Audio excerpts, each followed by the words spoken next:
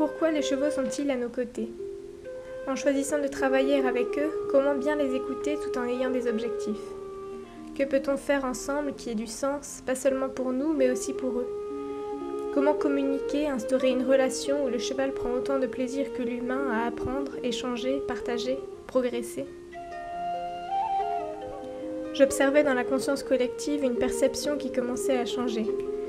Je sentais émerger un plus grand respect de la nature des chevaux, une communication de plus en plus fine, intuitive, une véritable recherche pour leur bien-être et vers une relation harmonieuse. Certains voyaient la dimension spirituelle de ce lien avec leur cheval. C'est pourquoi j'ai pris ma caméra et j'ai entrepris de faire ce voyage avec une amie pour mettre en lumière et diffuser encore davantage cette plus grande conscience de la relation humain-cheval.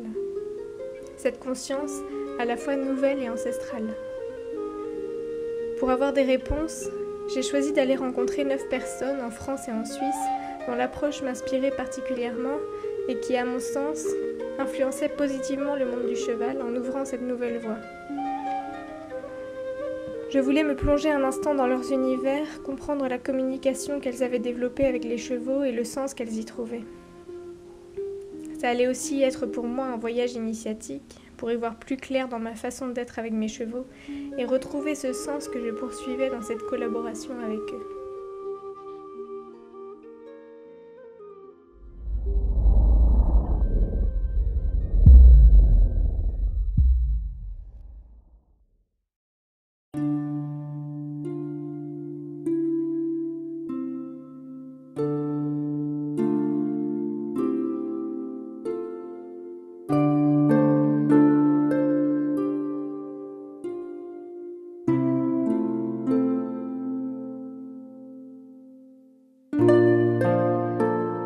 Moi, ce que je veux avec les chevaux, c'est qu'il y a un plaisir partagé. Donc, je pars du principe que je vais leur demander des choses.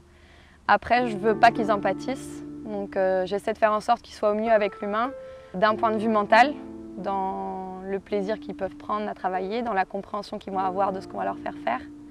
Et du point de vue physique, donc essayer de développer au maximum leur capacité à nous porter, à être à l'aise dans l'effort. Du coup, l'idée, c'est de développer un partenariat avec le cheval, avoir un cheval qui ne subit pas, qui n'est pas passif dans le travail, mais au contraire qui devient acteur et qui participe. Alors, dans mon enseignement de tous les jours, en tout cas, je transmets des choses assez basiques pour moi. C'est-à-dire que ce que j'enseigne avant tout, c'est apprendre aux gens à utiliser correctement le renforcement négatif et le renforcement positif dans un second temps. Donc pour moi, ce sont des choses assez primaires qu'il faudrait que tout le monde maîtrise, mais que les gens sont très très loin de bien maîtriser. Donc ça, c'est ce que je transmets avant tout. Ce que j'aimerais bien transmettre plus, mais pour cela, il faudrait que les gens passent un petit peu un cap déjà dans la première étape, c'est justement toute la partie plus relationnelle avec l'animal. Donc ce n'est plus rester sur quelque chose de très, très scolaire dans la façon de faire, mais réussir à passer dans quelque chose de plus sympa où justement le cheval ne va plus être dans une demande-réponse, mais dans quelque chose de plus participatif.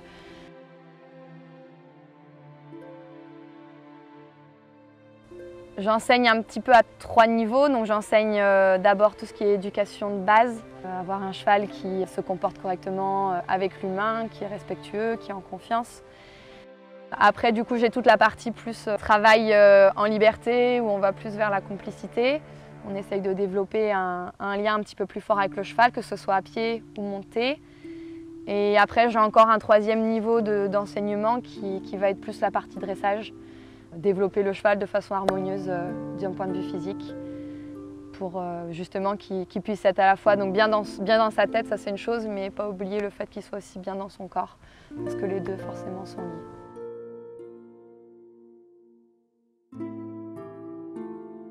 Déjà, moi je pense que j'ai aucun problème à demander des choses aux chevaux dans mon éthique. Donc dans le fait d'exiger quelque chose d'un cheval, ça ne me pose aucun problème. Par contre, en contrepartie, je pense que je suis très positive et très reconnaissante de tout ce qu'ils peuvent me donner. Donc j'ai pas de mal à demander, mais pas de mal non plus à donner beaucoup en retour. Que ce soit donc, du point de vue de la reconnaissance ou ou de ce que je peux leur apporter par ailleurs, friandises, gratouilles, temps passé avec eux. Donc je pense que c'est ce mix des deux qui fait qu'ils disent ok, il faut donner, mais c'est cool de donner parce qu'il y a toujours quelque chose en contrepartie. Et je pense que quand on met beaucoup de positif dans le travail, de toute façon, ils sont toujours d'accord de donner.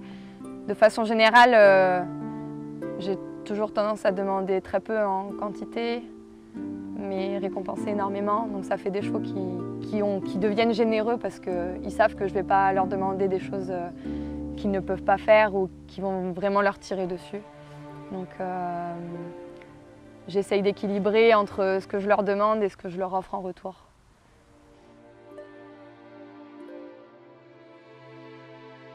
Je vois de plus en plus de gens qui se questionnent sur le droit qu'on a de les travailler.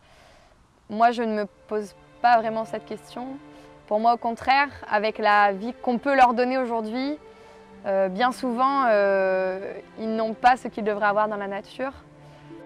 Même si on leur donne des prés de plusieurs hectares, ça ne remplacera jamais ce qu'ils pourraient avoir par ailleurs dans la nature.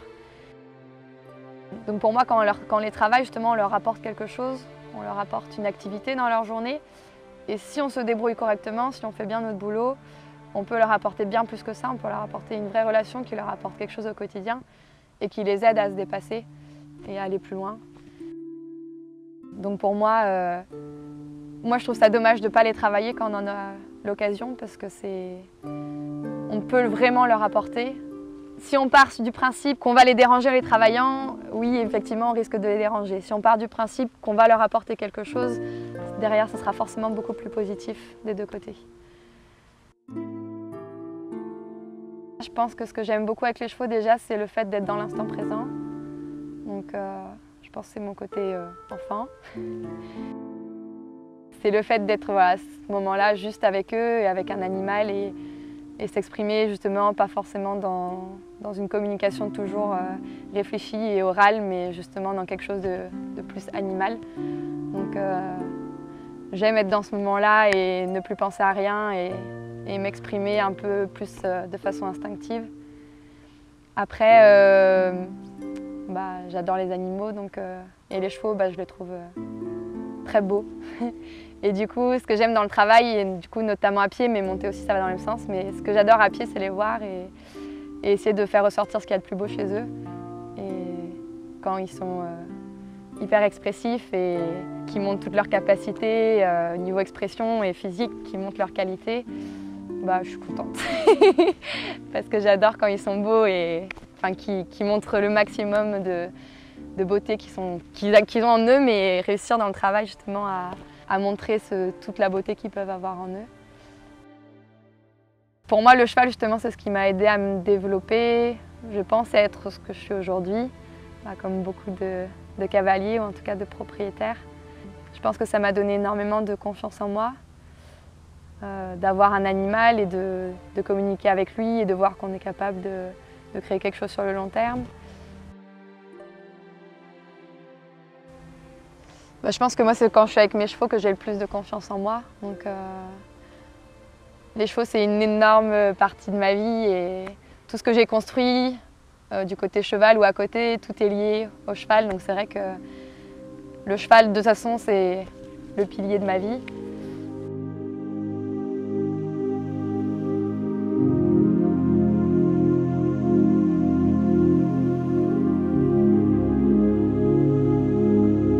Le cheval qu'on m'amène ici, donc que ce soit du débourrage, de résolution de problèmes ou autre chose, j'essaye toujours de faire comprendre au cheval en fait ce qu'on lui demande, qu'il sache pourquoi on lui demande et pour qu'il finisse par avoir envie de lui-même de faire et de communiquer avec nous. Donc je recherche toujours la participation du cheval et son envie de communiquer avec l'humain. Je commence toujours au sol pour établir une communication avec le cheval. Pour qu'il y ait une communication, pour moi, il faut qu'il y ait du respect et de la confiance, et de manière bilatérale, c'est-à-dire que ce soit du cheval envers moi ou de moi envers le cheval. Sans avoir cette base de respect, la communication est difficile parce que le cheval ne cherche pas à avoir une relation avec l'humain, S'il n'y a pas de respect, c'est comme l'humain, pour moi, s'il ne respecte pas le cheval ne va pas chercher à avoir de respect. C'est un peu pareil à l'inverse. Je fais un peu de liberté aussi, toujours pour voir où j'en suis. Parce qu'en fait, sans longe, on a souvent un peu plus de vérité dans une carrière qui est grande en plus comme la nôtre. Tatou, c'est un étalon frison qui a maintenant 9 ans. Donc j'ai depuis qu'il a 3 ans et demi, mais que je connais depuis qu'il est poulain. Donc j'ai éduqué moi-même et travaillé toujours depuis toujours sans mort. C'est un cheval très extraverti, qui aime faire des choses différentes, qui aime beaucoup voir d'autres chevaux, qui s'exprime beaucoup et avec lequel je fais un peu de tout. Donc il est un petit peu, je fais un peu de longue graine, de liberté, de dressage, de trek, de trail, d'extérieur.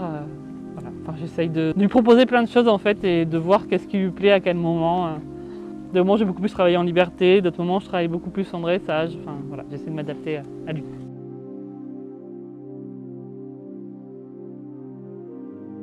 Avec Tatou, on a quand même une relation qui est spéciale par rapport avec les autres chevaux. J'ai l'impression que la communication a toujours été assez facile. Tout s'est fait facilement et il m'a apporté beaucoup de choses dans ma vie en fait. Mais même en général, c'est lui qui m'a fait rencontrer plein de monde. C'est lui qui m'a appris à mieux parler cheval, à mieux communiquer avec les chevaux. Il m'a appris aussi à être plus précise dans ce que je demandais, dans mon travail en fait. Avant d'avoir Tatou, j'ai pas pris de cours, j'ai rien fait, je suis assez autodidacte avec lui. C'est ses réponses par rapport à mes demandes qui m'ont aidé à construire quelque chose et à mieux comprendre, je pense, les chevaux. Quand je parle d'une base de respect, je trouve qu'avec Tatou, c'était super important parce que si j'avais pas cette base-là, j'aurais pas la relation que j'ai avec lui. J'ai pas d'objectif précis en fait. Je cherche à ce que mon cheval il prenne du plaisir au travail et moi j'aime bien faire des choses différentes. En tout cas, à lui, c'est ce qui lui correspond. C'est-à-dire qu'il n'aime pas la routine et faire toujours la même chose. Après, avec les chevaux que j'ai au travail, c'est un peu différent puisqu'ils sont là, donc il y a toujours un objectif. Donc pour moi, on peut construire une relation harmonieuse en leur donnant envie de travailler avec nous. Et donc c'est dans ce sens-là que je cherche toujours à aller avec les chevaux que j'ai ici. J'ai toujours été attirée par les chevaux depuis petite, alors que mes parents, personne dans ma famille côtoyait les chevaux. J'aime communiquer avec eux, j'aime ce qu'ils renvoient quand on demande quelque chose. Je trouve qu'ils sont assez justes dans le rapport avec l'humain. Ils sont miroir en fait de nous-mêmes, beaucoup. Quand je vois des propriétaires et leurs chevaux, souvent on connaît un peu le propriétaire à travers le cheval.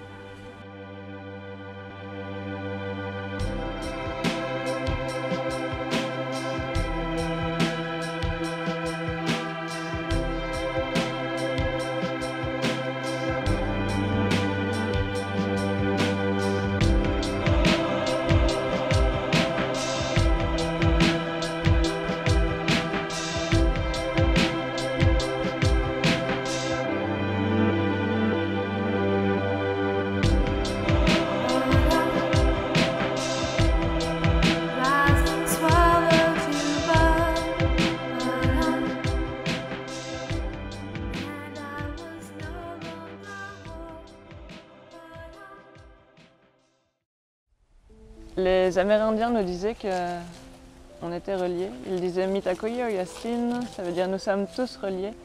Et j'avais vraiment l'impression que dans notre société, tout était dissocié. Il y avait les animaux, il y avait les chiens, les chats, il y avait nous. Et qu'il n'y avait aucun lien qui existait entre les deux. Quand on regarde la nature, on voit qu'il n'y a aucune dissociation. C'est vraiment très mental d'instaurer des séparations. Quand les animaux nous disent qu'ils font partie de la nature, ils ne sont pas dissociés, ils sont pleinement dans cette nature. Un jour, j'ai rencontré la communication animale, on peut le dire comme ça. Une personne a fait une communication avec mon cheval et les premiers mots qu'il a utilisés ont été de dire que voilà, sa philosophie, c'était le maintenant, c'était l'instant présent. Du coup, mon chemin a commencé avec lui. Je méditais des heures dans le rond de longe, donc c'était très marrant puisque je m'asseyais au centre du rond de longe et il pouvait être à l'autre bout du champ. Il venait de lui-même, rentrer dans le rond de longe et s'installer derrière moi et méditer avec moi, j'ai envie de dire. Dès que je rentrais dans un état de méditation plus profond, dès que j'étais sur la bonne voie, il s'est couché. Donc un jour, il est vraiment resté couché à côté de moi et j'ai compris que j'étais vraiment sur le bon chemin. Là, mon regard sur l'équitation a commencé à se transformer. J'étais plus dans une demande, dans l'illusion de demander un coucher au cheval, c'est lui qui me l'offrait.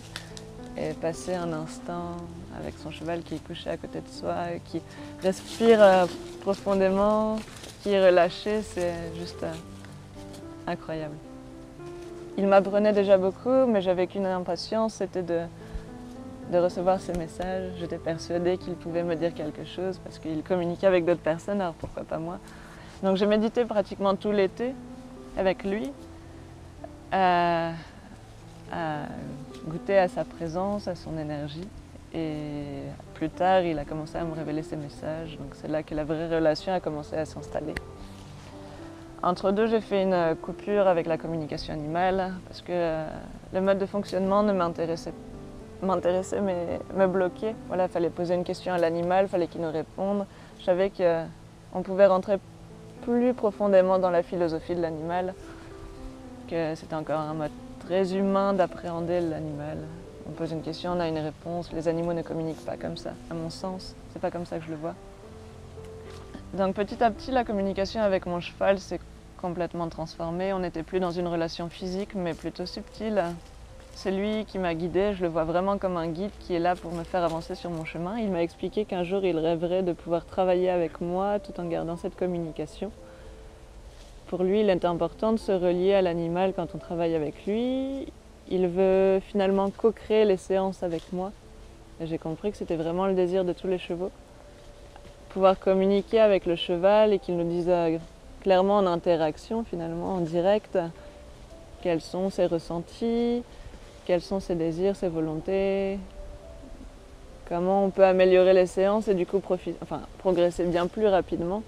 J'avais regardé un reportage en fait qui a complètement confirmé ce ressenti, où il y a une personne qui communique avec l'animal et c'est lors d'une recherche avec des scientifiques.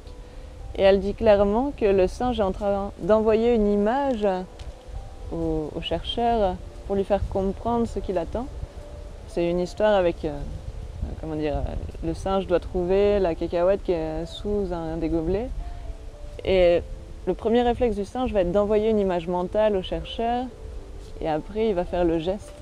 Parce qu'il comprend que l'humain ne fonctionne pas comme ça, il fonctionne avec le langage verbal.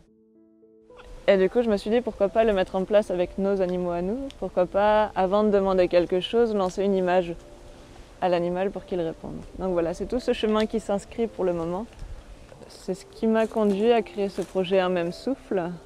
Remettre justement de la conscience dans la relation entre l'humain et son animal. Comprendre qu'il n'est pas là par hasard et qu'il a une mission auprès de lui. Et finalement, au travers de ce projet, je suis là à la fois comme traductrice, on va dire, de l'animal, dire ok, votre animal est là pour ça, votre animal va vous enseigner telle chose, vous avez tel problème émotionnel et votre animal agit en miroir pour vous aider à surmonter ce blocage. Et finalement, je suis là comme traductrice, mais également pour redonner l'autonomie à la personne. C'est-à-dire que les chevaux m'expliquent, enfin je parle des chevaux, mais les animaux de manière générale m'expliquent que moins on met de distance envers soi-même, et moins on a de distance envers l'animal. Et en travaillant sur la distance que la personne a installée envers elle-même, on travaille sur la distance qu'elle a installée envers l'animal. Et du coup, elle retrouve son autonomie et peut elle-même aller chercher ses messages auprès de son animal et comprendre pourquoi il est à ses côtés, et comprendre comment elle peut évoluer et comment ils peuvent retrouver un chemin mutuel finalement et évoluer ensemble, etc. Et finalement, je me suis retrouvée à communiquer avec beaucoup de chevaux qui m'ont raconté cette histoire, qu'on m'avait déjà racontée, qu'un humain m'avait déjà racontée. Selon cette histoire, un lien, un pacte aurait été créé entre l'humain et le cheval il y a de ça des milliers d'années. L'homme offrait la sécurité au cheval et le cheval offrait la force et la vitesse à l'humain. Voilà, il y avait un lien naturel qui s'était créé entre eux.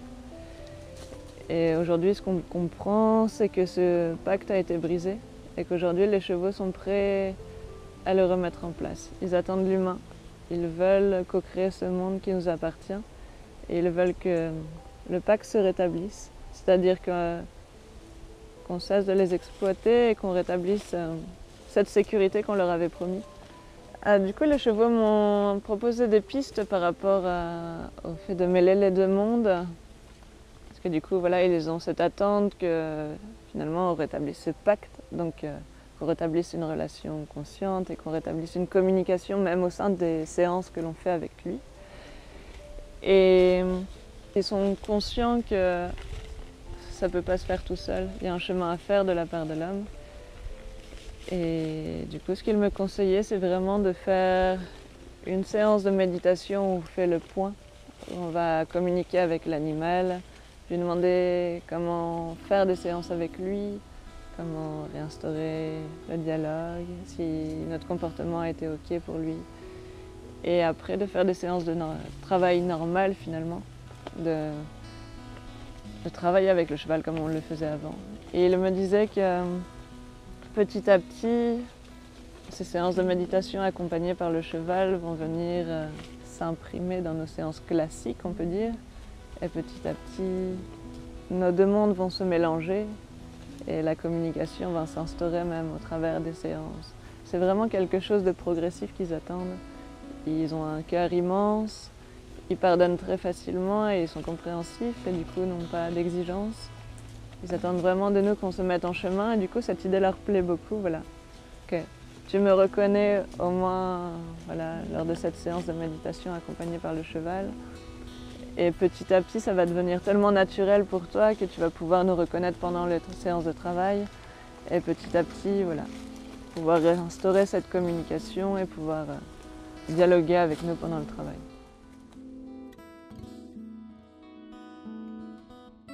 Je pense que le terme adapté pour moi, c'est la simplicité et l'authenticité. C'est-à-dire que depuis que je suis toute petite, en fait, je suis poussée par cette idée de comment on peut faire pour améliorer les choses, pour rendre les choses plus agréables pour l'humain et pour le cheval.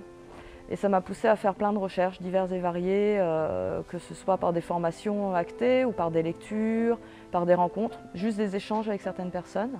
Des fois, un échange de 5 minutes est plus intéressant et plus complet en fait que des lectures pendant des mois et des mois. Après, au quotidien, ça s'exprime par le respect en fait, des besoins de chacun. J'essaie de faire au mieux avec les moyens matériels, financiers et ainsi de suite que j'ai pour leur apporter des conditions de vie qui sont les plus proches de l'humain. Et j'essaie concrètement de les laisser vivre leur vie de cheval. C'est-à-dire que voilà, des petits temps comme on a fait ce matin où je vais les voir auprès, je les gratouille, je vérifie que tout le monde va bien.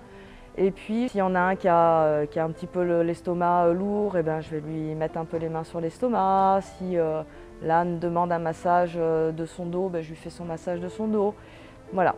Comme à la maison, mes chevaux ont exprimé clairement le besoin de ne pas travailler, le travail n'est pas obligatoire et n'est pas indispensable. Je pense que l'événement qui a changé tout, c'est l'achat de mon premier cheval, de mon vieux Cachou, qui a une trentaine d'années maintenant, qui m'a amené vers cette autre chose. C'est-à-dire que lui ne convenait pas à l'utilisation qu'on pouvait avoir et attendre d'un cheval en centre équestre, en fait. Et donc très rapidement, je me suis retrouvée dans une pension familiale où il n'y avait pas de moniteur, où je faisais beaucoup d'extérieur avec lui, en fait. Et c'est lui qui m'emmenait sur le plan équestre à explorer des choses. J'ai continué à me former, bien évidemment, sur le plan technique. Et puis, en 2003, il est tombé malade, très malade. Et là, je me suis ouverte aux soins, en fait. Donc, j'ai fait des expériences. Voilà, on dira ça comme ça. Et c'est vrai qu'il m'a amené cette ouverture. En fait, c'est mes chevaux qui m'ont fait changer de cap à chaque fois. C'est l'arrivée de mes chevaux qui m'emmène toujours vers du plus fin, du plus subtil, du plus... de l'autre, en fait. C'est autre chose. Et c'est pas rechercher la vérité, c'est rechercher une vérité qui me correspond à moi, qui leur correspond à eux en tant qu'individus, et pour le coup qui correspond à la relation que j'ai avec chacun d'entre eux. Je ne suis pas pareil, je n'interagis pas de la même manière, que ce soit avec Loulou, mon âne, avec Cachou, mon vieux cheval, avec Falcor, mon vieux trotteur, avec Twister, le jeune trotteur, ou avec Larès, mon anglo. C'est chacun au quotidien. Alors, comme tout le monde, je fais des erreurs, je les assume. L'idée, c'est de ne pas rechercher la perfection, c'est de rechercher l'équilibre. Dans mon approche, en tout cas, c'est ça. C'est chercher cette notion d'équilibre.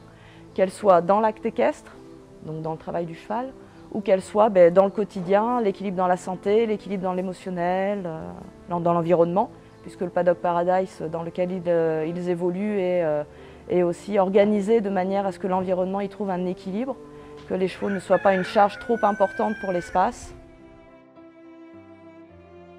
Je ne cherche pas forcément de sens en fait, c'est comme ça. J'ai eu pendant longtemps été impactée par le regard que les autres ont sur mes relations à mes chevaux, sur les attentes qu'ils projettent en fonction de leurs besoins à eux. Et puis un jour, je me suis détachée de tout ça. J'ai écouté mes chevaux et j'ai fait en fonction de ce qu'ils me disaient, de ce que je ressentais. Et pour le coup, le sens, c'est juste, on en revient à cette notion d'équilibre, que ce soit fluide et équilibré. Je ne cherche pas cette perfection en fait, qu'on pourrait avoir un corps parfait, un métabolisme parfait, un pied parfait. Je ne suis plus du tout dans cette recherche-là. Il y a des choses imparfaites. Moi, mon objectif, c'est que tout le monde soit à l'aise dans son environnement au quotidien. Mes chevaux sont des compagnons de vie, je pense. Je les considère vraiment de la même manière que des humains qui viennent. Voilà. On a cette même relation, c'est-à-dire que moi, je vais mon chemin. Je fais mon évolution personnelle, ils sont libres de venir, rester, repartir. C'est vraiment c'est cette espèce de respiration.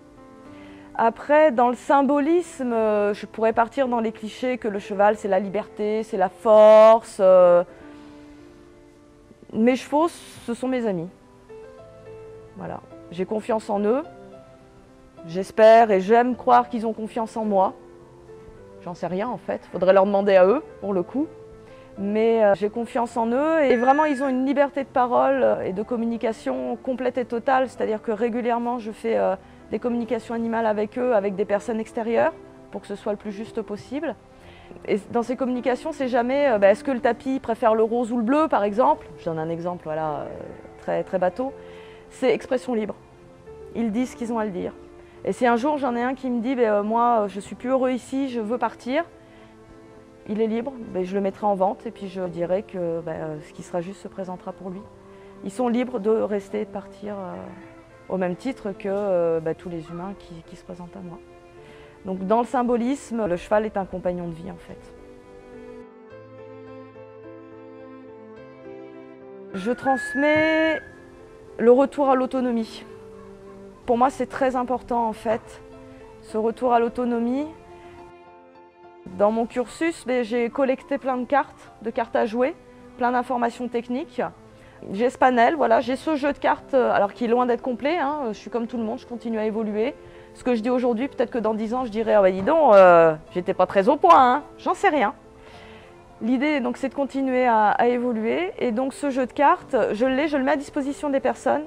Mais surtout, je transmets des outils pour être capable de se lire personnellement, être capable de se connecter à ses ressentis, à ses besoins et de mettre en place des moyens qui sont à notre disposition dans l'instant et de ne plus être dans cette projection du « Ah, si j'avais 1 million d'euros, qu'est-ce que je ferais ?» Là, à l'instant T, je n'ai pas 1 million d'euros. Qu'est-ce que je peux faire pour que mes besoins soient respectés? Et c'est ça que j'apporte aux personnes, je pense, hein, avec humilité, parce que c'est toujours à hauteur de mon expérience. Je ne vais pas toucher des choses que je n'ai pas vécues. De toute manière, j'attire des personnes qui ont des schémas de fonctionnement similaires à ceux que j'ai ou que j'avais. Et c'est vrai que l'idée, c'est vraiment ce retour à l'autonomie et à la gestion, à se détacher en fait des gourous et des grands maîtres. Ne pas les considérer. On a besoin de personnes extérieures certaines fois, hein, bien évidemment, pour avancer, pour évoluer, pour avoir un apport technique. Mais l'idée, c'est d'être capable de revenir sur une critique, et la critique au sens propre du terme, pas le jugement, c'est-à-dire l'esprit critique. Être capable de faire un bilan, de poser, voilà, il y a telle information, celle-ci me parle maintenant, celle-ci, je ne sais pas trop, je la garde dans un coin, et celle-ci, non, vraiment, ça ne correspond pas à mon état d'être, à mon esprit, donc je la laisse de côté. Et si à un moment, c'est juste dans mon avenir de la mettre en place, elle me sera représentée.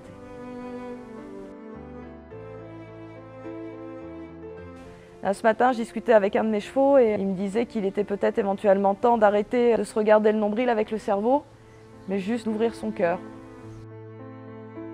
Donc la citation est de l'Arès. Il faut quand même rendre à César ce qui est à César. Voilà. Donc arrêtons de nous regarder le nombril avec notre cerveau et ouvrons notre cœur et le reste viendra ce qui viendra.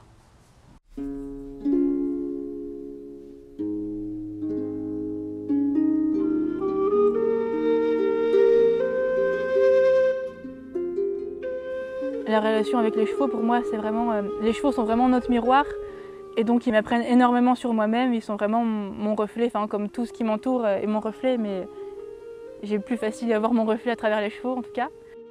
En partie grâce aux chevaux, j'ai vraiment fait tout un travail sur moi. Et j'ai découvert tout un univers que je ne connaissais pas. Et c'est magique. C'est vraiment magique. J'ai des étoiles plein les yeux tout le temps, quoi. C'est génial. C'est pas facile tous les jours parce que du coup, je me rends compte de certaines choses et j'ai voulu chaque seconde de ma vie avec eux et sans eux. Et quand je suis avec eux, ça, je pourrais dire un baromètre, quoi. Je me rends compte de mon état et de ce que j'ai à travailler ou pas. C'est vraiment être à l'écoute du cheval, en fait. Enfin, être à mon écoute, et si je suis à mon écoute, l'écoute du cheval vient d'elle-même. Donc être à mon écoute, c'est vraiment être au courant de mes envies, être au courant de mes peurs, de mes forces, de mes faiblesses, et de faire en fonction de ça, sachant que tout ça change à chaque moment. Je peux avoir peur de quelque chose à cet instant T et la seconde d'après ne plus en avoir peur, donc c'est vraiment faire en fonction de ça. Du coup, être vraiment à mon écoute, et si je suis à mon écoute, je serai à l'écoute du cheval, et donc je serai au courant aussi de ses peurs, de ses envies, et ça dès la première rencontre et tout le reste du partage de vie que j'aurai avec lui. Il n'y a pas quelque chose à instaurer, c'est la confiance, mais je ne travaille pas des exercices précis pour faire la confiance, c'est vraiment le quotidien avec les chevaux. Donc vraiment ce que je dégage, ce que le cheval dégage, ça va être des caresses, poser mes mains, mais il n'y a pas de choses particulières à instaurer, c'est vraiment au quotidien faire tout un travail sur moi, vraiment. Là, quand Crépuscule est arrivé, c'est une relation avec un nouveau cheval, un cheval que je ne connais pas, etc. Et du coup, ça me pousse encore plus à être à mon écoute parce qu'il n'y a aucun code, entre guillemets, il est tout neuf et il n'y a aucun code et j'aime bien conserver ce fait qu'il n'y ait pas de code, en fait, qu'il n'y ait rien instauré. Donc, par exemple, je sais que Didi, un regard vers ses hanches, il va pousser ses hanches, tout ça, parce qu'il connaît ses exercices par cœur. Et avec Crépuscule, il n'y a pas ça du tout. C'est vraiment à l'intérieur que ça se passe, quoi. C'est vraiment le fait d'être ancré dans le sol et d'être ancré en moi, d'être dans le moment présent, de vivre vraiment les choses comme ça se passe. Donc il n'y a pas de bonnes choses, il n'y a pas de mauvaises choses, les choses se passent, point. Et du coup, quand on est dans cet état, le cheval est vraiment très attentif à nous, il vit les choses comme nous. Et même s'il n'y a aucun code d'instauré et qu'on ne connaît pas le cheval, il y a déjà une danse qui est mise en place, en fait, au quotidien.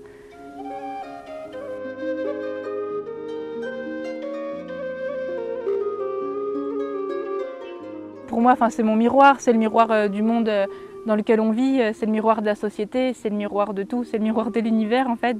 Un cheval, c'est quelque chose.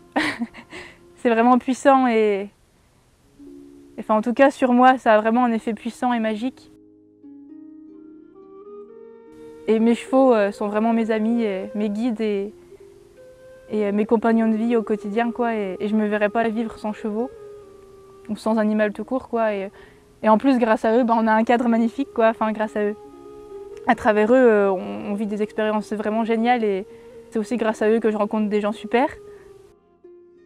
Ils me font voyager dans tous les sens du terme, quoi. Donc, ils me font voyager à travers les balades et tout ça, mais vraiment surtout un voyage intérieur. Et voilà, ils me font tous les jours aller de plus en plus loin sur ce voyage. J'adore passer du temps avec eux au pré, rien faire entre guillemets, vraiment vivre le quotidien avec eux. J'adore aussi travailler, c'est pas le mot qui convient, mais j'adore danser avec eux, j'adore avoir des expériences, avoir des échanges un peu plus poussés entre guillemets avec eux. Et donc c'est exactement la même chose qu'au quotidien en fait. Des fois c'est mon envie, donc je vais chercher le cheval et en fonction de ce qu'il a envie aussi, on fait ou pas. Mais j'écoute vraiment mes envies, donc si j'ai envie de travailler mon cheval et qu'il est en train de faire la sieste au pré, ça va être en fonction du moment, mais si j'ai envie, on va faire quoi et on va faire ce qu'il me propose. J'adore le dressage, donc j'aimerais bien un jour aller loin, avec Didi en dressage en tout cas, et avec tous mes chevaux en fait, parce que c'est vraiment une danse et c'est vraiment un échange magique. Il faut vraiment être très très à l'écoute de l'autre et il faut qu'il ait aussi envie, lui, il faut avoir son accord entre guillemets. Donc on ne peut pas du tout forcer les choses et c'est pas en instaurant tel code, donc un regard ou un petit coup de stick là, le cheval va faire un mouvement, c'est vraiment pas comme ça que je vois la chose, c'est vraiment un échange mutuel, enfin vraiment comme deux humains qui dansent quoi. Du coup, il faut vraiment qu'il ait envie aussi et qu'il soit prêt pour ça. Et sinon, les balades, etc. Mais pour moi, c'est vraiment pas du travail. Ça fait vraiment partie du quotidien. Ils me proposent régulièrement, ils attendent à la porte, balade, travail, et donc on y va, on fait.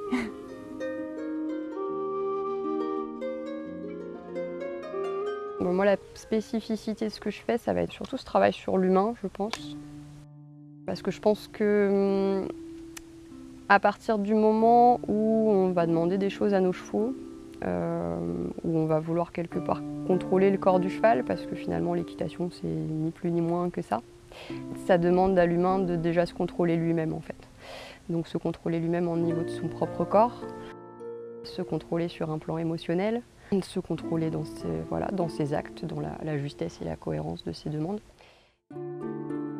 Et tout ça, l'air de rien, c'est pas forcément inné. Avant, on travaillait avec les chevaux. Le cheval était un outil de travail, le cheval a été un outil de guerre, le cheval a fait partie de la vie des hommes pendant très longtemps et quelque part, il y avait un sens du cheval qui était hyper présent, mais depuis l'enfance en fait. Je pense que tout le monde baignait là-dedans et c'est des choses qui se sont juste pas retransmises. À partir du moment où le cheval a pris une autre place dans nos vies, toutes ces notions-là, elles sont beaucoup moins présentes et ça demande un vrai apprentissage sur l'humain. J'ai 3 axes de travail principaux en fait, qui vont être du coup tout le travail sur le cavalier, ou sur l'humain d'ailleurs, dans sa relation avec le cheval. Le travail sur le cheval proprement dit, et le travail au sol du coup, qui n'est pas réellement un autre axe de travail qui peut concerner les deux, mais du coup voilà, c'est pas que du travail monté, il y a du travail à pied et du travail monté. Je m'inspire pas mal de l'équitation centrée. C'est une manière de mieux s'utiliser soi-même pour mieux monter à cheval en fait. Donc c'est un des outils que j'utilise. Je me suis pas mal inspirée du coup d'autres méthodes basées beaucoup sur le travail corporel, sur le travail de l'axe. J'ai été voir du côté de la technique Alexander. Je travaille en ce moment avec des kinés, avec des ostéos. Je travaille avec le yoga aussi. Voilà, je commence à m'intéresser à tout ce qui peut se faire au niveau du travail sur soi, au niveau des émotions, de la gestion émotionnelle. Il y a encore un gros volet par rapport à ça. La sophrologie, la pleine conscience, ce genre de choses. Tout ça, je pense que c'est des outils qui peuvent vraiment aider l'humain à être mieux dans son travail avec les chevaux. À côté de ça, il y a aussi toute la partie du travail sur le cheval en fait, donc le travail d'éducation puis de dressage. Je pense que quels qu'en soient les objectifs qu'on a avec son cheval, à un moment donné, c'est important de se plonger dessus en fait, pour des raisons de sécurité d'une part, et pour des raisons tout simplement de son bien-être à lui et le bien-être de la relation de l'autre part. Parce que le cheval n'est pas fait pour nous porter à la base, que du coup le fait de monter dessus, ça va induire que physiquement il faut le préparer, il faut qu'il puisse le faire sans que ce soit douloureux pour lui, sans que ce soit compliqué. Et du coup, ça, à un moment donné, ça demande de poser un travail dessus, d'aller l'assouplir, d'aller le gymnastiquer, d'aller lui donner du renforcement musculaire pour qu'il puisse faire ce qu'on lui demande sans douleur et sans que ça génère de défense. Les défenses, elles viennent à partir du moment où le cheval n'est pas prêt ou il ne comprend pas. Donc c'est à nous l'humain, qu'incombe la responsabilité de le préparer à ça pour qu'il puisse bien le vivre, tout simplement. Déjà, ça passe par des conditions de vie, être capable de leur offrir des conditions de vie de cheval. C'est-à-dire une vie en troupeau avec des congénères, c'est-à-dire une alimentation qui est adaptée, du matériel qui est adapté, déjà ça.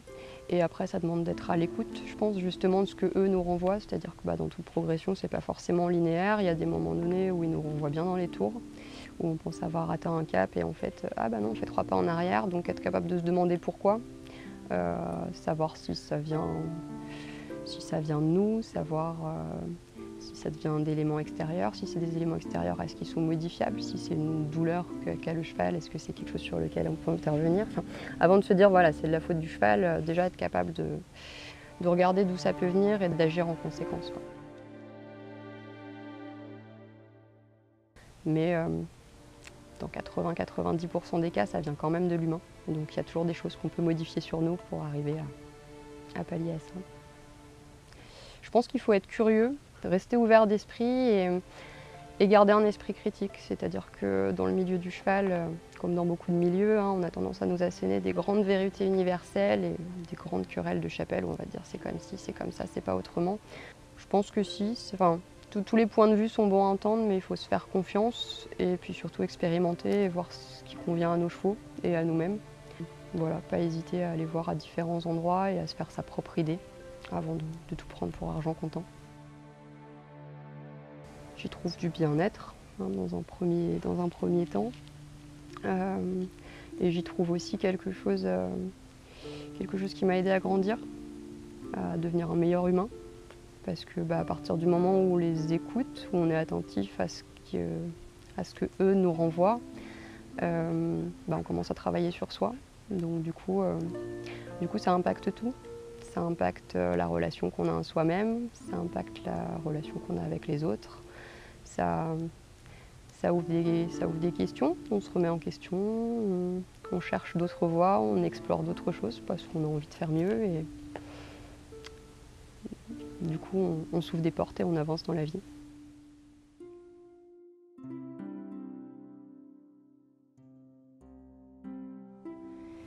Ich prépare, c'est deux mots qui veulent dire c'est comme ça doit être. Tout est comme ça doit être. Il n'y a pas de bien, il n'y a pas de mal, il n'y a pas de négatif, il n'y a pas de positif. Il n'y a pas de punition, il n'y a pas de renforcement positif non plus. Tout doit être comme il doit être. Donc je pars du principe qu'il ne faut jamais s'énerver et puis qu'on prend les choses comme elles arrivent avec les chevaux. Et donc ça peut paraître un petit peu anti-méthodiste parce que pour moi les méthodes mettent un frein sur l'entraînement des chevaux vu que chaque cheval est différent. Chaque cheval a une histoire propre à lui. Chaque cavalier a une histoire propre à lui. Chaque binôme a une histoire ensemble. Et moi, la philosophie, c'est surtout de m'adapter à chacun. Et de m'adapter, je vais résumer parce que sinon je dois encore m'adapter au lieu, aux possibilités du cheval, du cavalier, les miennes ce jour-là. Ma façon de travailler, c'est de m'adapter à chaque minute en fait, à ce qui se passe. L'adaptabilité. J'espère transmettre une petite ouverture d'esprit sur ce que les chevaux ont à nous dire, une envie de mieux comprendre cet animal et une envie du coup de mieux le respecter. Après, j'essaie de transmettre un peu plus de finesse ou un peu plus de légèreté, mais de nouveau, par rapport à qui, par rapport à quoi, il y aura toujours des gens plus fins et plus subtils que moi. Et chaque année, je vais comprendre que l'année passée, ce que je faisais était plus grossier. Et donc, on n'est jamais dans quelque chose d'acquis. Alors, ce que j'espère enseigner, c'est le calme, la patience, la constance.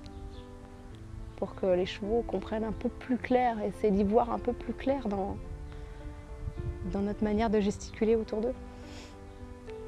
Communication harmonieuse, je tends à l'avoir. Je ne suis pas sûre de l'avoir encore. Mais pour moi, l'harmonie, c'est comme je disais, c'est d'être dans l'équilibre, dans cet équilibre au sens propre et figuré, c'est-à-dire savoir gérer la force et la douceur, la fermeté et l'amour. Enfin, c'est un grand mélange comme ça. C'est pas toujours évident, vu mon travail, vu qu'on m'amène des chevaux vraiment torturés.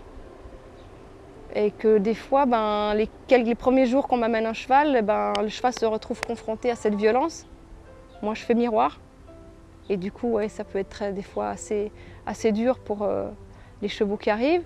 Ils repartent généralement toujours apaisés. Mais la difficulté, c'est d'avoir assez de temps pour y arriver, pour avoir cet apaisement. C'est que les gens m'amènent les chevaux peu de temps par rapport à des traumatismes lourds. Des fois j'ai des problèmes de conscience, des fois il faut aller plus vite que la musique, des fois il faut savoir brûler des étapes pour convaincre les propriétaires de laisser le cheval plus longtemps pour pouvoir nettoyer d'autres choses. Donc c'est très complexe.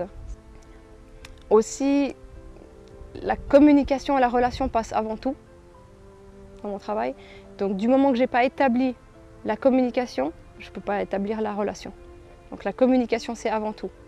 Travail d'attention, lecture inverse, voilà, calmer le cheval. Ensuite, je vais passer dans cette phase de relationnel. Du moment qu'il m'écoute, on peut commencer à discuter, on peut commencer à rentrer en communication. Et là, je vais essayer d'établir un nouvel alphabet, tout neuf, tout propre, pour qu'il comprenne ce que je veux de lui. Et de cet alphabet, je fabrique des mots et ensuite des phrases pour commencer à communiquer et lui enseigner ce que j'ai besoin de lui enseigner. Donc c'est tout un processus. C'est une évidence. Sans relationnel, je ne peux pas rentrer en communication avec mon patient pour le remettre en confiance et nettoyer ses traumatismes. C'est pas avec des heures de travail et du conditionnement par-dessus que je vais nettoyer ces traumatismes. Je vais vraiment aller en profondeur, les enlever, les nettoyer, remettre les bases propres, neuves et reconstruire par-dessus. Donc ça me prend un peu plus de temps qu'à l'époque, quand je travaillais un peu plus vite, j'avais tendance à rajouter du dressage ou du conditionnement par-dessus et laisser un peu certains vieux traumatismes au fond. Alors maintenant, je travaille vraiment différemment, je vais chercher la source, travailler, nettoyer un petit peu ces traumas pour pouvoir reconstruire sur des bases saines. Et puis, ce qui est aussi très important, c'est la confiance avec le cavalier, c'est-à-dire qu'il faut aussi que je travaille énormément sur le travail avec le propriétaire ou le cavalier du cheval. Et ça, c'est pas toujours le plus simple. Donc, je commence par faire en sorte que le cheval ait confiance en moi. Et une fois qu'il a réappris à faire confiance en l'humain, entre guillemets, je fais le transfert sur le propriétaire, progressivement, pour qu'il ait après une habitude de confiance envers chaque humain. Mais après, il faut aussi éduquer le propriétaire pour qu'il ne casse pas les règles de confiance une fois parti d'ici. C'est un gros animal de proie. Le cheval est un gros animal de proie qu'on a cesse d'embêter. Moi, comme je le vois, c'est un animal fascinant, qui est étonnant par sa force et par sa souffrance silencieuse. Et c'est un animal qui est excessivement violenté et abusé dans notre société, sans que personne ne le sache. Voilà. Les gens n'entendent pas leurs cris, puisqu'ils sont silencieux, mais ils crient quand même. Et je pense que c'est un animal fascinant de par sa souffrance, ouais, et tout ce qu'il a à nous dire, et de sa subtilité. Voilà, ça, c'est très intéressant. Et sinon, dans le monde du cheval, je le vois plutôt comme un faire-valoir. Je vois comme cet animal comme un énorme faire-valoir dans une société et il en souffre énormément. Je suis attirée par le cheval étant une personne ayant beaucoup souffert, jeune. Forcément, il y a un transfert. On se dit, bah, ces animaux, ils souffrent, ils sont mal compris, tout comme moi. Je pense que beaucoup de cavaliers se retrouveront dans ces mots. Et du coup, on a envie de les comprendre, on a envie de les aider. Et c'est là où il faut faire attention. Le piège, c'est de ne pas tomber dans le dressage où on commence à les soumettre à nos désirs égoïstes, sans se remettre en question. Ou si on continue dans cette trajectoire de vraiment essayer d'aller les comprendre, les écouter. Voilà, si on a envie de les garder comme faire valoir, on ne va pas se remettre en question et on ne va pas changer trop de méthode dans sa vie de cavalier. Si on a envie de vraiment les comprendre, les écouter, on va être en perpétuel changement et recherche. Ça va être difficile de figer une méthode ou un spectacle ou voilà, quelque chose, une équitation propre. Moi, j'ai déjà changé plusieurs fois d'équitation dans ma carrière. Donc, c'est très compliqué. Pourquoi je suis attirée par les chevaux? Je pense qu'au départ, un peu par conditionnement social, comme toutes les petites filles. Et ensuite, moi j'étais attirée par tous les animaux en général. J'ai toujours été fascinée par les cochons, les poules, les serpents, les araignées. Tout me fascine. J'étais fascinée par le cheval, mais pas plus qu'un autre animal. J'y travaille parce que c'est là qu'il y a du travail. Parce qu'on a tendance à foutre la paix aux araignées ou alors on les écrase d'un coup de savate. Et elles n'ont pas des problèmes très longtemps. Et puis elles ne rapportent pas d'argent, il n'y a pas de business, il n'y a pas toute une industrie autour de l'araignée. Il y a une grosse industrie autour du cheval. Donc si on a un animal que j'ai vraiment envie d'aider, c'est lui. Ce serait des chameaux, j'aurais choisi les chameaux. Mais je trouve que c'est un animal qu'on use et abuse beaucoup dans notre société et qui est très mal compris. Et du coup, je pense que c'est un animal intéressant à aider.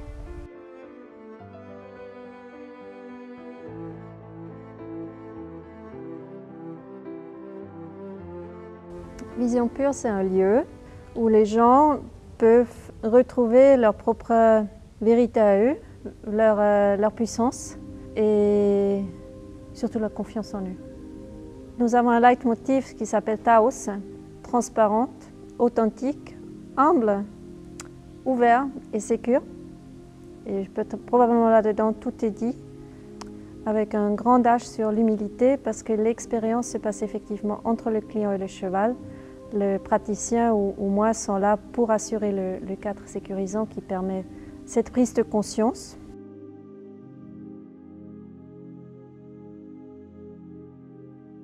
Je crois que la chose la plus importante, c'est que nous transmettons que c'est possible. Un changement est possible, un épanouissement est possible. Ouvrir l'esprit, sortir de ses croyances limitantes, c'est possible. Je crois que c'est essentiellement ça. On plante une graine qui finalement permet à la personne de faire son chemin et changer un truc, si c'est juste un tout petit chose dans leur vie qui fait qu'ils vont un tout petit peu mieux. La sensation que c'est possible, la sensation physique. Parce qu'on parle beaucoup dans des thérapies classiques, il faut croire autre chose, il faut croire dans les bonnes choses dans la vie, il faut s'ouvrir, il faut. Et avec le cheval, on peut réaliser, ressentir que ce changement il est possible. Que nous sommes plus que notre construction, notre éducation, nos croyances limitantes. C'est ça l'essentiel de ce que je fais avec Vision Pure et les chevaux. Parce qu'ils nous amènent directement dans l'authenticité. Et ils nous demandent aussi d'accéder à différentes stratégies que celles qu'on a employées jusqu'à aujourd'hui, qui fonctionnent entre humains parce qu'on travaille souvent avec les mots, mais avec le cheval, la communication non verbale entre en jeu. Et cette application de ces 90-93% de communication non verbale sont mises en avant avec le cheval. Et c'est pas les utiliser dans notre vie tous les jours, c'est comme conduire une voiture et avoir qu'un cylindre qui fonctionne. Ce sont mes collègues. Le cheval, c'est mon collègue, mon partenaire, mon enseignant. Sans eux, Vision Pure ne sert à rien. Et d'un côté, j'attends beaucoup d'eux. J'attends d'eux le respect vis-à-vis de l'homme, la collaboration, la disponibilité. Et de l'autre côté, je leur offre une vie aussi équine que possible.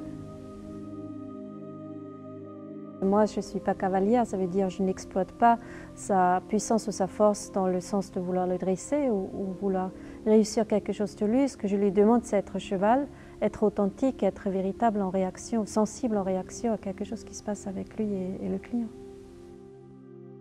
Pourquoi le cheval? J'essaie de le catégoriser un peu pour l'expliquer parce que la question revient souvent et j'ai trouvé quatre facettes. La première, il est grand. Il m'inspire le respect et pour le faire bouger ou pour réussir à faire quelque chose avec lui, j'ai besoin d'accéder à des solutions peut-être novatrices ou différentes qui sont dans mon corps. C'est la première chose. La deuxième, c'est un énorme tableau de projection pour l'homme. C'est un terme qui est très connu, je pense, on en parle beaucoup, mais de l'autre côté, il est peu connu parce qu'on ne nous enseigne pas que nous regardons le monde à travers nos propres filtres et tout ce que je vois sur l'autre, c'est d'abord ma propre projection. Et le cheval, en soi, c'est un énorme tableau de projection pour des différentes raisons. Il a été utilisé pendant des milliers d'années pour construire le monde. Il nous a beaucoup aidés dans la construction de notre société. De l'autre côté, il a une vie sociale qui nous ressemble beaucoup à celle de l'humain. Dans le temps, il a vécu dans des énormes troupeaux avec des petites bandes familiales, comme nous aussi. Et aujourd'hui, ils sont dans un studio en isolation qui ne nous convient pas du tout. Mais pour les humains, c'est pareil. Si tu imagines à tout le monde qui habite à Paris dans leur petite 2 pièces ou 3 pièces au studio, en isolation toute seule, ça ne nous convient non plus. Et pour ça, ils sont pacifistes. Et pour ça, ils s'apprêtent à prendre nos projections. Mais comme je ne peux pas dire le cheval il est solitaire, ou il est jaloux, ou il est grand, peut-être il est grand, mais il est doux, ça sont des termes qui m'appartiennent à moi. Et comme ça, c'est plus simple de reprendre ma projection. Alors, je suis solitaire, je suis jalouse, je suis grande, je suis forte. Tout ça sont des termes qui parlent finalement de moi. Et c'est plus simple de le reprendre quand je le jette ou projette sur un cheval que quand je le projette sur un humain. Parce qu'il se peut que tu es solitaire, mais lui, on ne sait rien. C'est plus simple de voir que je parle de moi quand je parle face à un cheval que je parle de moi quand je parle face à un humain. C'est la deuxième chose. Troisième, c'est comme on a vu tout à l'heure, il est très sensible. Je ne peux pas lui dévoiler ou cacher mes propres émotions. Ça veut dire, si je m'agite un peu là pour une raison ou autre, il va s'éloigner et je me rends compte à quel point les émotions agissent sur un niveau très subtil. Et ça me permet d'affûter ma communication non verbale. Le quatrième point, je l'appelle leur magie. C'est ce qui reste inexplicable parce que il nous touche à un niveau d'authenticité qui nous permet à guérir nos blessures émotionnelles, ou commencer à les guérir. Et souvent, ces blessures émotionnelles, ils nous étaient infligées avant que j'ai pu parler. Et c'est pourquoi je ne peux pas ou difficilement accéder à ces blessures dans une thérapie classique.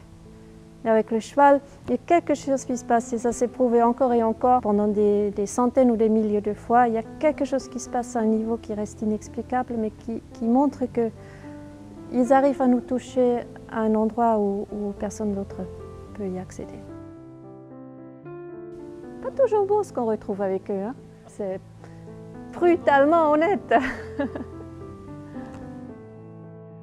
J'ai démarré ce travail il y a bientôt 10 ans et ça devient de plus en plus facile d'en parler et de l'expliquer avec des mots. Par contre, rien ne vaut l'expérience. Comme c'est non-verbal. Je peux vous montrer toutes les images ou vous expliquer pendant des centaines de minutes et ça ne vaut pas une expérience de quelques secondes avec le cheval.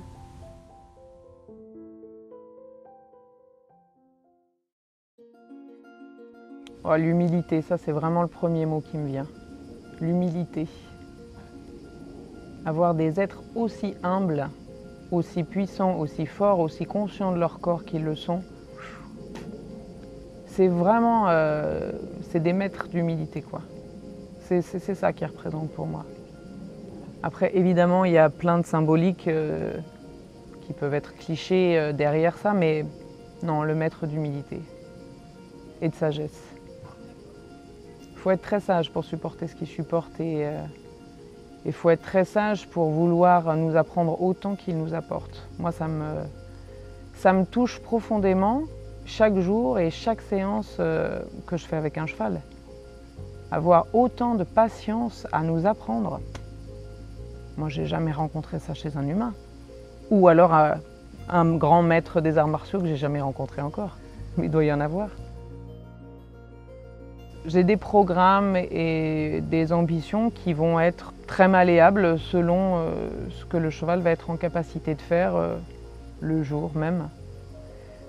Pour moi, ce qui est important, en priorité, c'est un rapport de confiance. Sans ce rapport-là, pour moi, il n'y a rien qui est possible. La confiance dans le calme, dans la constance, c'est au moins ce que nous demandent les chevaux. C'est pas facile.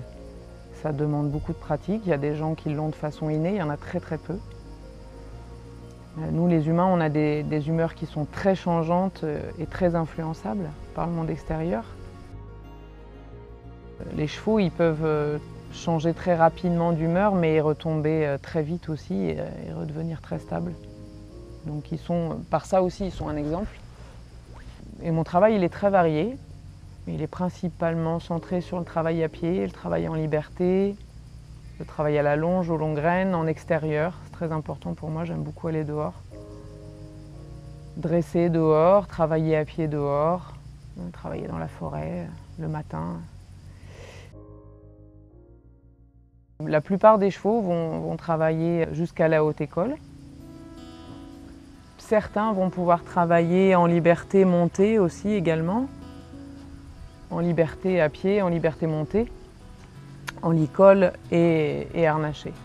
Voilà, ce que je recherche, c'est une polyvalence entière, la plus complète possible pour faire travailler aussi mes cavaliers, mes élèves, pour qu'ils puissent travailler d'abord leur position, hein, ça va vraiment être la première étape, et ensuite travailler la technique s'ils ont envie de quelque chose de plus technique et de plus pointu, une recherche plus dirigée vers l'art équestre. Ça nous rend plus humains. Je trouve que c'est grâce à eux qu'on est plus humains en fait. C'est souvent pas par hasard qu'on va vers le cheval. Moi étant gamine, j'avais beaucoup de mal avec les autres. J'étais dans mon univers très rêveuse. Et le cheval, la relation avec le cheval, c'est aussi le monde du silence. Alors tous les solitaires et ceux qui aiment bien la solitude, ça nous va bien. Et dans le silence, il se dit tellement de choses, c'est vraiment agréable. Après, les chevaux nous permettent, pour moi en tout cas, pour ma part, les chevaux me permettent de mieux comprendre les humains. Ça, c'est très net. Et ils nous rendent meilleurs. Quand on a des objectifs personnels à atteindre, les chevaux ont une capacité à nous rendre meilleurs si on sait les écouter qui est vraiment puissante, très forte. Et puis c'est une relation qui nous rend performants dans l'observation. Je pense que tous les animaux sont comme ça, mais on peut passer des heures à les observer et il se passe toujours quelque chose en fait. Et c'est jamais lassant, un cheval ne nous lasse jamais. Et on peut recevoir tellement d'informations dans ce monde du silence et du mouvement, parce que le cheval c'est aussi le mouvement. Et ça nous aide, oui vraiment, ça nous aide à mieux comprendre aussi les gens, les autres animaux. Je crois que la relation avec le cheval, c'est ce qui nous apprend d'abord à observer avant d'agir. Observation, analyse, action ou interaction, c'est vraiment les principaux apprentissages de la relation avec le cheval. Évidemment, c'est une relation d'écoute, principalement. Le cheval nous écoute en permanence, il réclame cette écoute-là aussi de notre part. C'est une relation d'échange, après on peut dire plein de choses, je pense qu'il y a plein de gens qui ne sont pas d'accord avec ça parce qu'on monte sur un animal, il y a des gens qui penseraient que cet animal est esclave de l'humain. Oui, sûrement, peut-être, je ne sais pas, j'ai pas d'avis là-dessus en fait. En tout cas, c'est sûr que c'est eux qui nous servent à gagner notre vie, mais je pense qu'on peut le faire de manière déjà la plus proche de son intégrité, puis apprendre à les écouter parce que ce que je disais tout à l'heure, c'est qu'il n'y avait aucune vérité. À partir du moment où il y a une domestication, il n'y a aucune vérité en fait, parce que l'homme agit de façon à changer complètement le cours des choses. Quand on est professionnel, on peut comparer ça à un jardinier en fait. On peut penser qu'on est botaniste d'abord, et puis au fur et à mesure des années, on se rend compte qu'on est un jardinier et pas un botaniste. Et la relation avec le cheval, elle nous amène à ça. À faire des petites choses, des petites choses, des petites choses, puis qui deviennent des grandes choses par la suite. Et au début, on a beaucoup d'ambition, on pense qu'il faut aller très loin, très fort. Et en fait, on se rend compte que c'est pas par là qu'il faut passer. Et que les grands objectifs, ça se fait par des toutes petites choses. La valorisation du petit. Les retours que j'ai, c'est une prise de conscience. Ce qui est vraiment le principal de mon enseignement, c'est le savoir-être.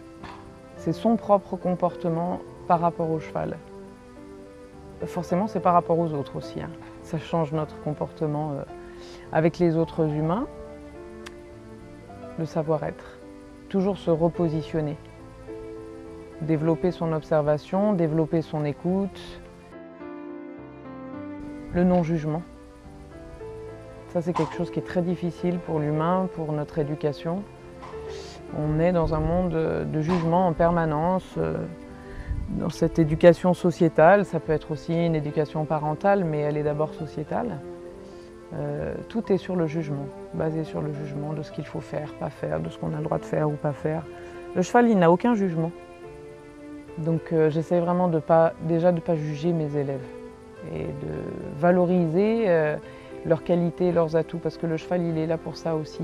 Valoriser ce que chacun a de meilleur en soi. La ligne directrice de mon enseignement, c'est ça, valoriser ça. Et puis apprendre à tempérer et surtout voilà, à ne pas se juger.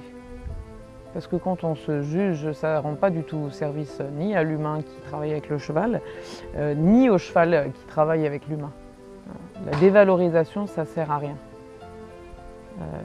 C'est toujours l'observation, l'analyse qui va faire quelque chose, qui va permettre à l'élève de réagir de façon la plus juste possible en fait. Parce que ce qu'on recherche tous, c'est la justesse dans l'équitation, être le plus juste possible à l'instant présent. Je crois que c'est ça que j'ai envie d'enseigner le plus et de transmettre le plus. Après, au travers de différentes pratiques, mais ça va toujours être la même ligne directrice. L'Eki-hata, c'est Eki pour le cheval et hata, ça vient du sanskrit qui veut dire le jour et la nuit. Tout ce qui est une continuité, tout ce qui est incessant en fait. Ça vient du yoga hatha, qui est un des yogas les plus anciens qui existent avec le yoga Kundalini. Et le yoga, c'est un enseignement que j'apprécie beaucoup. J'ai baigné dedans depuis que je suis petite. Ce que j'aime beaucoup dans cet enseignement, c'est que c'est un enseignement global. Le yoga, c'est pas qu'une pratique physique, c'est une philosophie de vie en fait. Et c'est une façon d'être, ça se rejoint parfaitement avec les arts martiaux, avec tous les arts en fait. Les arts qui sont vraiment correctement pratiqués ont les mêmes lignes directrices, que ce soit l'art équestre, que ce soit les arts martiaux, que ce soit le yoga, que ce soit la peinture, que ce soit le tir à l'arc, n'importe quel art. Quand il est fait avec conscience, il a les mêmes priorités en fait. Et il y a une pratique physique qui est essentielle à cheval déjà. Et on ne peut pas aujourd'hui ne faire que de l'activité sportive qu'à cheval, c'est pas possible. Il faut avoir une condition physique déjà pour monter à cheval, parce que c'est très physique de monter à cheval, encore plus pour les femmes que pour les hommes, parce que c'est comme ça, on a 40% de masse musculaire en moins et on a une conformation qui est faite complètement différemment. Donc l'Eki-hata, c'est très adapté aux femmes. C'est quelque chose que j'ai développé parce que j'ai une clientèle qui est principalement féminine. Les hommes s'y retrouvent très bien. C'est d'ailleurs plus facile pour eux en général de monter à cheval. Ça passe d'abord par ce qu'on appelle une pleine conscience. Être pleinement conscient de son ancrage. On parle beaucoup de centrage et d'ancrage. Qu'est-ce que c'est le centrage et l'ancrage? C'est la façon déjà dont on se tient au sol. C'est la répartition de notre poids, les tensions qu'on a dans notre corps. Tout ça, le cheval, il le lit. Il le lit dès qu'on va aller le chercher. Il sait exactement dans quel état on est. Mais il n'a pas de jugement. C'est juste qu'il le voit. Et il le voit parfaitement. Sauf que si on veut pouvoir communiquer avec lui, il faut qu'on se mette à son niveau. Donc déjà, le cheval, il y a un rythme lent. Donc il faut qu'on puisse adopter ce même rythme. Donc c'est un renforcement de l'ancrage au sol. Une respiration fluide. Aujourd'hui, les gens ne savent plus respirer. J'apprends aux gens à respirer en cours. Ça paraît absolument idiot, ça ne l'est absolument pas. Les gens sont stressés, angoissés, ils ont une pression monstre sur les épaules en permanence et ils respirent plus convenablement. Donc apprendre à respirer, c'est quelque chose qui est essentiel à cheval. Tout passe par la respiration. Mais pour nous, ça paraît évident, mais ça ne l'est pas du tout. Il faut prendre conscience de ces petites choses-là. Et puis ensuite, notre propre déplacement, notre conscience de l'espace, notre affirmation, ça va dépendre énormément de notre mental. On a un caractère plus ou moins affirmé. Eh bien, ceux qui sont très affirmés vont s'adoucir et ceux qui ont du mal à s'affirmer vont devoir avoir plus de détermination parce que le cheval, il demande une réelle présence. Le cheval, la chance qu'on a, c'est que c'est un animal qui est curieux comme pas possible, mais il demande qu'on soit présent, réellement présent. Et être présent, c'est ça. C'est être déjà bien dans ses baskets, ancré, là, et être 100% avec le cheval. C'est ce qu'il nous demande. Pas avoir les pensées à droite, à gauche. Il faut savoir poser les valises avec les chevaux. Pour des gens, c'est naturel, mais déjà ça, c'est un exercice. Donc premièrement, ça commence par ça. Deuxièmement, il y a beaucoup de gens qui n'ont pas de pratique physique à côté de l'équitation, alors que ça demande une réelle tonicité. Être tonique dans la décontraction, c'est ce dont rêvent tous les cavaliers. Mais ça, c'est un travail. Ça ne se fait pas en claquant des doigts. Et c'est un travail qui est rigoureux, donc il faut avoir une activité sportive à côté. Nuno Oliveira le disait il y a 50 ans déjà. C'était écrit, et il n'y a pas que lui qui l'a écrit, ça a été écrit dans tous les livres des anciens maîtres. Pourquoi la garde républicaine il passe sur la balance, pourquoi il faut au moins 2 ans de formation sans étrier aux cavaliers de l'école de Vienne pour avoir une bonne assiette, alors que c'est déjà des cavaliers très confirmés quand ils rentrent à l'école de Vienne. Les gens ne se rendent pas compte à quel point il faut s'investir mentalement mais physiquement pour l'équitation. C'est un art qui est antagoniste. Le cheval n'est pas fait pour porter le cavalier n'est pas fait pour monter sur un cheval. Donc le dressage, c'est ça. C'est de mettre 2 athlètes en forme pour que l'un puisse fonctionner avec l'autre. C'est ça le sens du dressage. Et l'équiata, moi j'ai appelé ça l'équiata. Ça peut s'appeler simplement de l'équitation. Aujourd'hui, il faut un terme pour définir quelque chose. Donc j'ai appelé ça l'équiata, parce que c'est ma façon de le transmettre. À travers, après, des exercices de posture, de yoga, qu'on va pouvoir pratiquer au quotidien, à cheval, pour s'échauffer, pour avoir un renforcement musculaire, pour avoir un bon équilibre et accéder à une réelle indépendance des aides.